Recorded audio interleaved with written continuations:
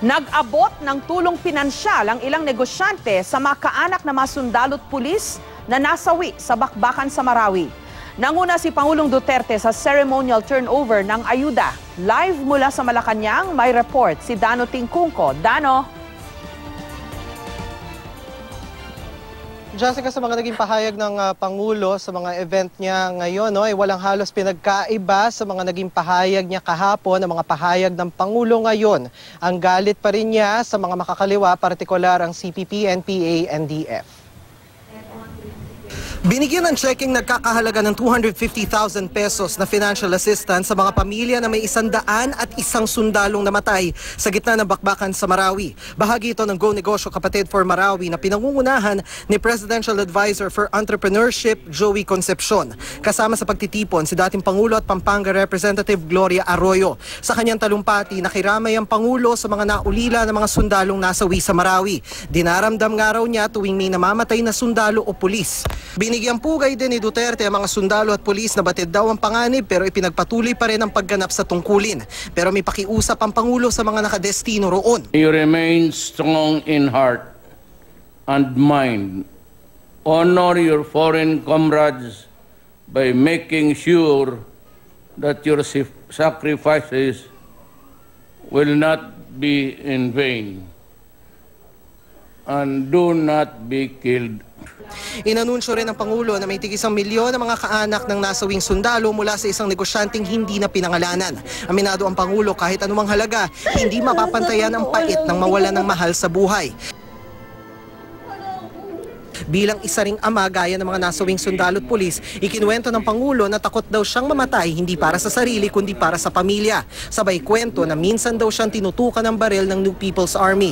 Kasunod na niyan, nagpahayag na siya ng galit sa mga makakaliwang grupo na hinarap niya sa rally kagabi. Inungkat pa niya ang ginawang pag-angkin ng mga kadamay sa mga pabahay para sa mga pulis at sundalo. Yung rally kagabi pinuntahan ko talaga sila kasi sabi ng security ko doon sa Congress, minumura daw ako. Itong mga left, you are almost anarchists. Yung para sa inyo wala ng batas. Basta't na lang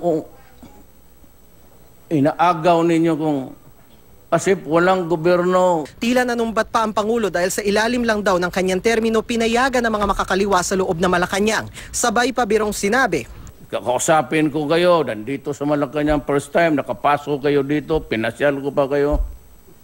Handa pa ng pagkain yan. Itong mga bakit na inyo nilason? Patutsada pa niya kay CPP founder Jose Maria Sison.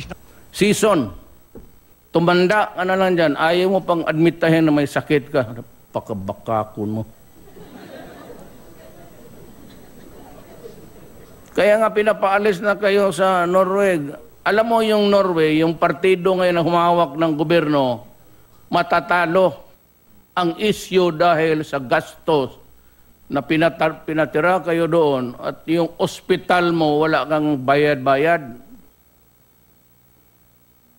Tumaawa ka naman sa Norwegian government, magpakamatay ka na lang.